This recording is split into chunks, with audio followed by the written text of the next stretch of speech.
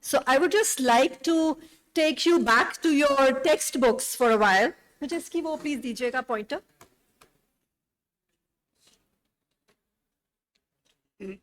Okay. All right. So, सबसे पहले the most important thing to recall from your textbooks is कि जो varicella zoster virus है इसकी presentation जो है वो हमारे पास two forms में आती है. First in the form of chicken pox in childhood. Then this virus has the potential to stay latent in your sensory and autonomic ganglia. And then in the later years of your life, when there is an immunosenescence, age के साथ immunity का कम होना या comorbid conditions जो कि आपकी immunity को कम करती हैं because the reactivation of the virus, and then it presents in the form of the herpes zoster. Herpes zoster आप सब अपनी clinical practice में आप लोगों ने देखा भी होगा. पेशेंट रैश डेवलप होने से पहले भी बहुत तकलीफ में होता है और रैश डेवलप होने के बाद भी बहुत तकलीफ में रहता है. And we all know by our literature that 1/3 of the patients who develop chickenpox in their lifetime develop herpes zoster in the later years. After the age of 50, when there is an immunosenescence, जब immunity कम होती है, or even in less than 50 years of age, when they have other comorbid conditions, which is actually causing a decline in their immunity. So, these are the two clinical manifestations of the varicella zoster virus infection. The primary one is the chickenpox. Typical vesicular rash के साथ बच्चे आपके पास आते हैं और आप सबने देखे. And later on, when it develops as herpes zoster, this is this typical vesicular rash which is very painful, follows the dermatomal pattern, एक dermatome को involve करता है. Sometimes patients आपके पास rash appear होने से 4 दिन पहले आते हैं, severe pain के साथ. Many times they land in emergencies. Left-sided thoracic dermatomes taken as MIs. Right-sided lower abdominal pain हो रही है, appendicitis की confusion develop हो गई.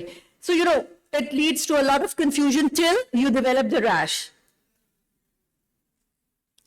Not to scare you, highlight करने की जरूरत है कि हम किस चीज को देख रहे हैं. डिजीज हुई, बहुत पेनफुल है. पेन की इंटेंसिटी कंपेरेबल है with the labour pains, with the severe pain of rheumatoid arthritis. और herpes zoster के साथ जब हम पोस्ट herpetic neuralgia को रिलेट करते हैं तो सबसे इंपॉर्टेंट चीज ये है कि This is the definition of post-herpetic neuralgia. This is the typical severe pain that the patient experiences after this. At least 90 days, it continues till 90 days and thereafter, after the onset of rash. And it's refractory to treatment. So again, एक चीज mind में रखनी है कि patient को एक ऐसी problem हो जाएगी, which is refractory to treatment, और फिर हम बहुत एक लंबे अरसे तक मरीजों की उस pain को treat करते रहते हैं, which definitely affects the quality of their lives. So going back to my previous slide, I would just like to highlight कि जो pain का incidence है, जो pain की duration है, वो age के साथ increase होती है. So these studies are highlighting that, the cases per 1,000 per year by age, as the age increases, the intensity of the pain, the duration of pain, that increases.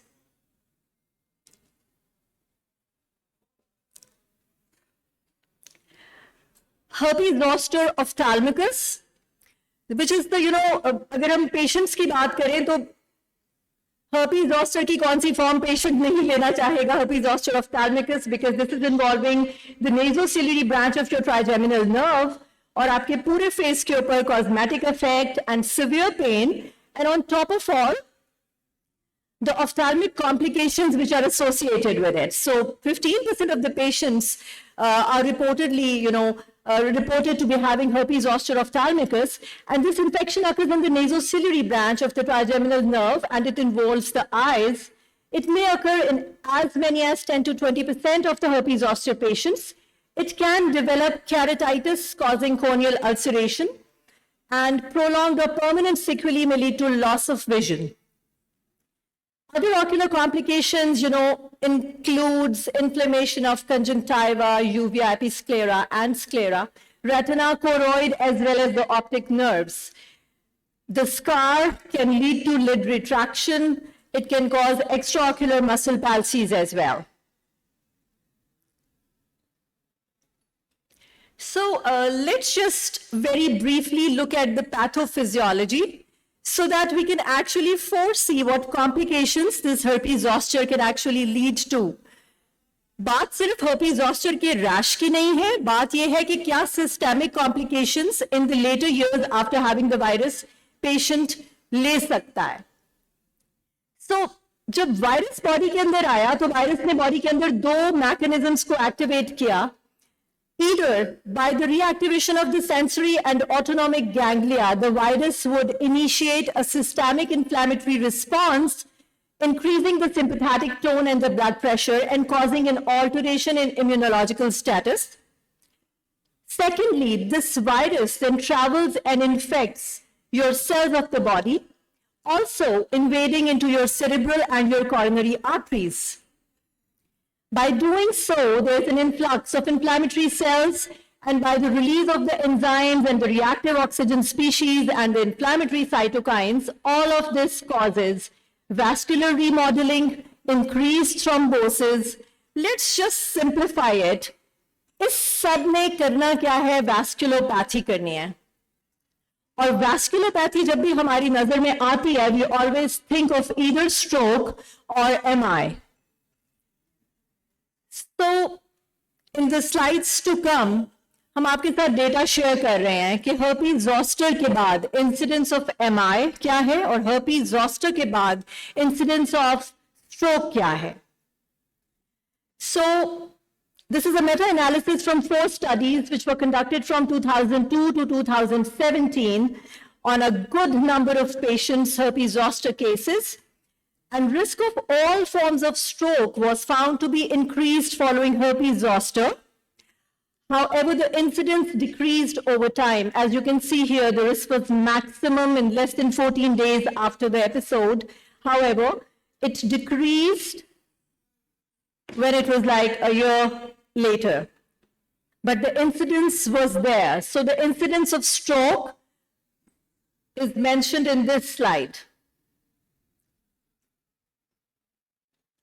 So as we summarize, we find that there's an increased risk of stroke following herpes zoster, with the risk highest in the weeks just after herpes zoster and decreasing over time. The risk of stroke is generally higher following herpes zoster ophthalmicus because of the close proximity to the brain. Risk of all forms of stroke is increased. While increased risk was seen across the age groups, the risk ratios tended to be higher for younger adults aged less than 40 years than for the older age groups. Risk of stroke after herpes zoster is higher among those with a previous history of stroke. This point is very important, that the evidence that antiviral treatment may reduce the effect of herpes zoster on the risk of stroke is mixed. There is no clear-cut data available supporting that the antiviral therapy actually decreases the risk of stroke.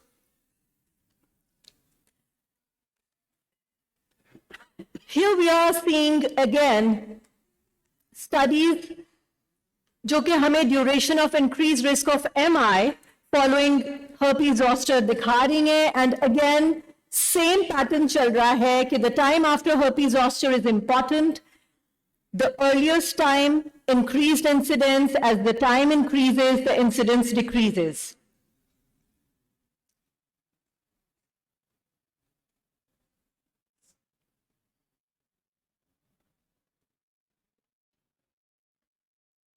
And the point estimates also for risk of MI or ACS following herpes zoster, it also tended to be higher among older adults. As you can see from the age less than 40 years, overall it was 1.49, but less than 40 years it was 1.45, and more than 71 years, the risk increased.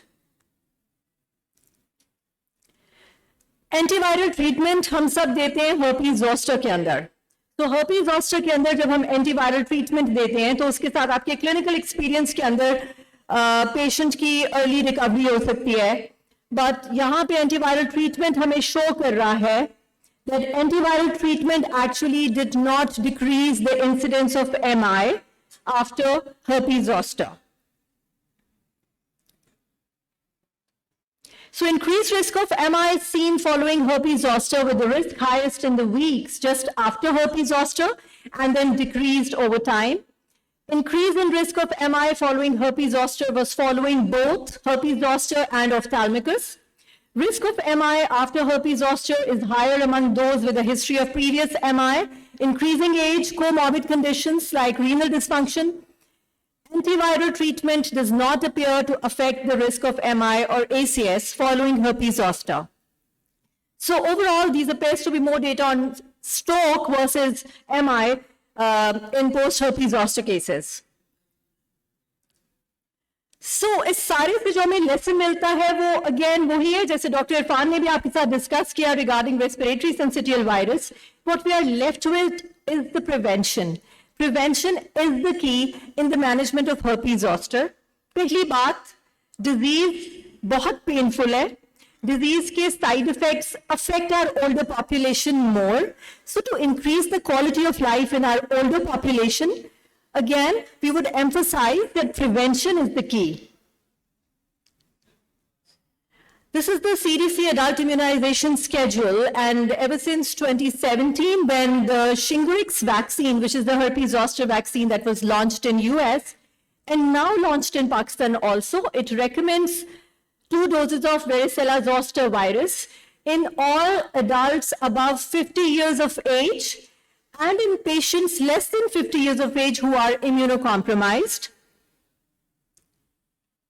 And by immunocompromised, हम सबको मालूम है कि those patients who are diabetics, those patients who are on immunosuppressive therapies like our COPD populations, जो कि immunosuppressive therapies पे होती हैं, जो हमारी anti-cancer therapy के ऊपर patients होते हैं, they're all immunocompromised populations. So वहाँ पे age cutoff of 50 नहीं है. So otherwise, it's recommended for all people 50 and above, but in immunocompromised patients, age is not the cutoff value.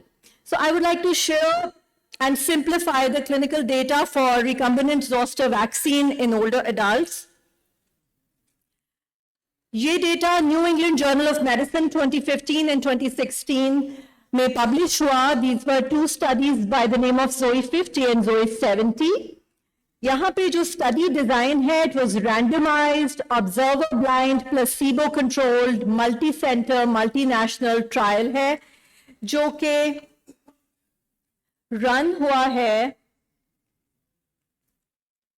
I think I'm missing one of my slides where I would, So this is done at 219 centers across the world in 118 countries.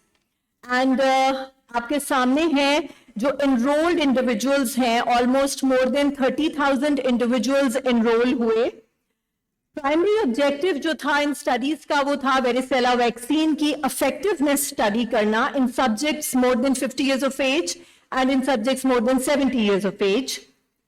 They administered 2 doses 2 months apart. And जो pooled analysis है हमारा primary objective के साथ, primary objective was to study the vaccine efficacy. They also studied the vaccine efficacy in post hepatic न्यूरalgia.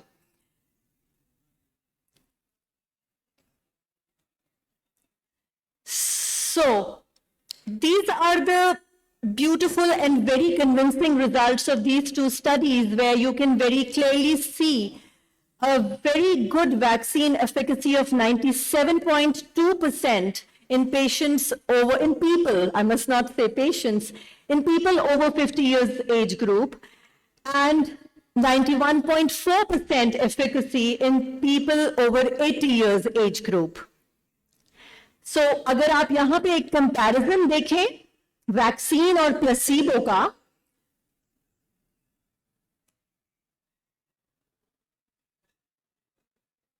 Yes, सो अगर आप यहाँ पे एक कंपैरिजन देखें वैक्सीन और प्लेसिबो का, तो आप ये देख सकते हैं कि जो zoster cases which were reported in the vaccinated lot was just 6, and otherwise ये प्लेसिबो का एंड है जहां पे ये केसेस हैं जो रिपोर्ट हो रहे हैं.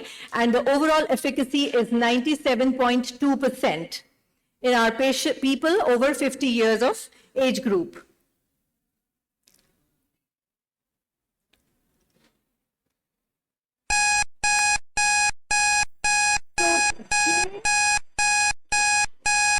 कि अभी तक की जितनी भी वैक्सीन हम स्टडी करते हैं, हमारे पास डेटा जो इनिशियल प्रेजेंट हुआ that was 4 years of data, but अब हमारे पास 11 years का डेटा अवेलेबल है.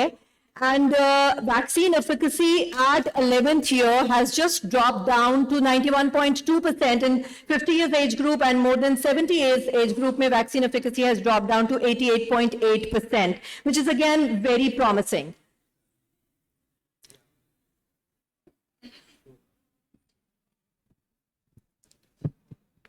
So जब हम वैक्सीन की बात करते हैं और हम वैक्सीन की एफिकेसी की बात करते हैं, तो आई फील कि हम इस चीज में कन्विंस्ड हैं कि एक ऐसी प्रॉब्लम जिसका ट्रीटमेंट उसकी कॉम्प्लिकेशंस को डील नहीं कर रहा, एक ऐसी प्रॉब्लम जिसका ट्रीटमेंट उसकी फ्यूचर कॉम्प्लिकेशंस को रिड्यूस नहीं कर रहा, वहां पे vaccination is the only answer.